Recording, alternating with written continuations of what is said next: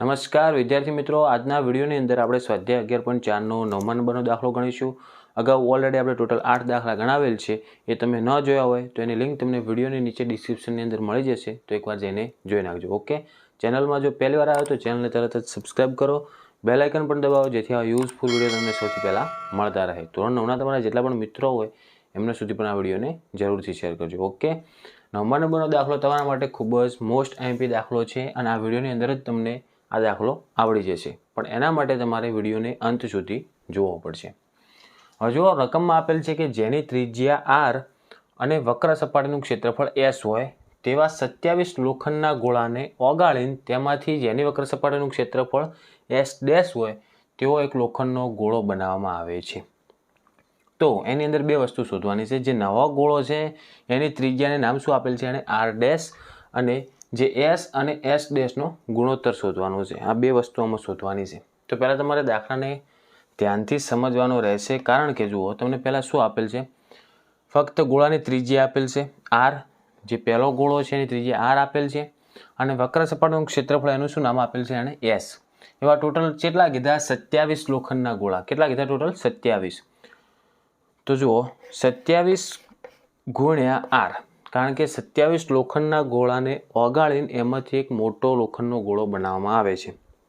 તો આપણે પહેલાં શું શોધવાનું છે, જે નવો ગોળો છે એની ત્રિજ્યા શોધવાની છે. તો જે 27 લોખંડના ગોળા છે એનું ઘનફળ, તો 27 ગુણ્યા r ત્રિજ્યાવાળા ગોળાનું ઘનફળ બરાબર જે આપણને નવો r શોધવાનું છે, r', એને કહીશું આપણે r', ત્રિજ્યાવાળા ગોળાનું ઘનફળ.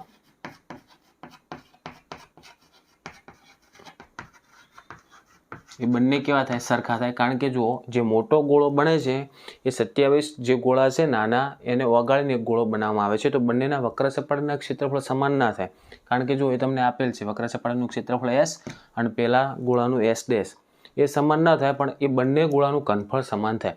ઘનફળનો મતલબ શું કે 27 ગોળાને ઓગાળીને એની અંદરથી એક ગોળો બનાવવામાં આવેલો.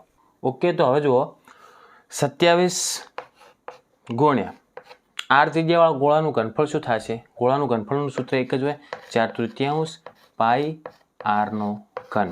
ઓકે, બરાબર r' ત્રિજ્યાવાળા ગોળાનું ઘનફળ શું થશે, 4/3 પાઈ r'. તો આ બંનેમાં એક જેવું જે છે ને બરાબર ને બંને સાઈડ એક જેવું હોય ને ઉડી જાય.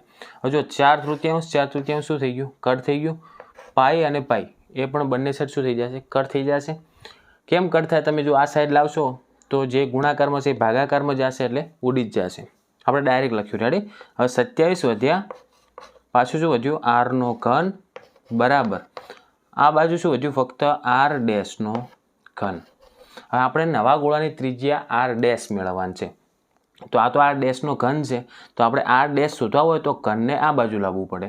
જેમ તમે વર્ગને આ બાજુ લાવો તો વર્ગમૂળ થાય, એમ ઘનને આ બાજુ લાવો તો શું થાય, ઘનમૂળ થઈ જાય. તો આપણે લખવાનું રહેશે 27 r/3 બરાબર આ બાજુ ફક્ત r' રાખો અને ઘન આ બાજુ આવશે, એટલે આ બાજુ શું થઈ જશે, એનું ઘનમૂળ. ઓકે, હવે r' કેટલા મળશે, જુઓ તમારે આનું ઘનમૂળ શોધવાનું છે. તો 27 કેનો ઘન થાય, તમે જ વિચારો. 27 3નો ઘન થાય, કારણ કે 3 તરી 9, 9 તરી 27. તો 27નું ઘનમૂળ થઈ જશે 3, અને rનો તો ઓલરેડી ઘન છે જ, તો rનું ઘનમૂળ શું થઈ જાય, rના ઘનનું ઘનમૂળ શું થાય, ઘનમૂળ ઉડી જાય, એટલે ફક્ત વધશે r. ક્લિયર? ફરી સમજાવજો, ના સમજણ પડતી હોય જુઓ. 27ના અવયવ પાડો, 3 તરી 9 તરી 27. જે વસ્તુ વર્ગમૂળમાં ડબલ વખત હોય એને એક વખત બહાર લખવાનું, ઘનમૂળમાં 3 વખત હોય એને એક વખત બહાર લખવાનું, કારણ કે 3 ઘનમૂળ છે એટલે 3 ઘાત થાય.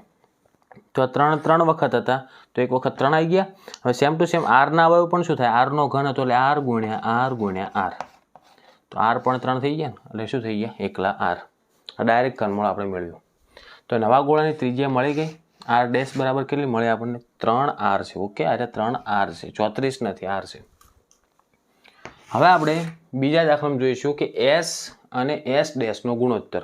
હવે s અને s' શું હતું, જુઓ જે r ત્રિજ્યાવાળો ગોળો હતો એનું વક્ર સપાટીનું ક્ષેત્રફળ s હતું અને જે નવો ગોળો બનાવ્યો 27 ગોળા ભેગા કરીને એની વક્ર સપાટીનું ક્ષેત્રફળ S ડેશ થાય છે. તો આ બંનેનો આપણે ગુણોત્તર કરવાનો. ગુણોત્તરનો મતલબ શું થાય? ભાગાકાર. તો S એમને એમ રાખો. તો આપણે S ભાગ્યા S ડેશ કરીશું. હવે S એટલે વક્ર સપાટીનું ક્ષેત્રફળ. તો એનું સૂત્ર શું થાય? 4πr², કારણ કે ગોળો છે. 4πr². આમાં r રહેશે કારણ કે આ જે r ત્રિજ્યાવાળો ગોળો હતો એનું વક્ર સપાટીનું ક્ષેત્રફળ S થાય છે. હવે જે S ડેશ છે એ શું સૂત્ર આવશે? 4πr ડેશનો વર્ગ. ઓકે, r ડેશનો વર્ગ. હવે જુઓ 4π કટ થઈ ગયા. હવે જુઓ શું વધ્યું? ઉપર r² ભાગ્યા નીચે r ડેશનો વર્ગ. તો r ની કિંમત તો આપેલ નથી. r ડેશની કિંમત આપણે હમણાં જ શોધી. જુઓ કેટલી આવી? 3r. તો r² એમને એમ રાખો. r² ભાગ્યા r ડેશની જગ્યાએ હવે કેટલા આવશે? 3r. તો 3r નો કૌંસની બહાર વર્ગ. કેમ કૌંસની બહાર વર્ગ? કારણ કે 3 નો પણ વર્ગ થશે અને r નો પણ શું થાય? વર્ગ થાય. ક્લિયર? હવે જુઓ r નો વર્ગ એમને એમ રાખો ભાગ્યા 3 નો પણ વર્ગ કરો. 3 નો વર્ગ કેટલો થાય? 9r નો વર્ગ. હવે જો r² શું થઈ ગયા? કટ થઈ ગયા. ઉપર કશું ના વધે તો આપણે લખવાનું 1, નીચે છેદમાં કેટલા છે? 9. તો હવે આને આ રીતનું લખાય કે 1/9. ક્લિયર? તો S અને S ડેશનો ગુણોત્તર કેટલો આવશે? 1/9. બંનેને વક્ર સપાટીના ક્ષેત્રફળનો ગુણોત્તર 1/9 મળે. તો મિત્રો આટલે 9મા નંબરનો આપણે દાખલો આજે પૂરો થાય છે. આશા રાખું છું મિત્રો આ વિડીયોની અંદર તમને કમ્પ્લીટલી ખ્યાલ આવી ગયો હશે. અને જો ખ્યાલ આવી ગયો હોય તો કોમેન્ટ કરીને જરૂરથી રિપ્લાય આપજો.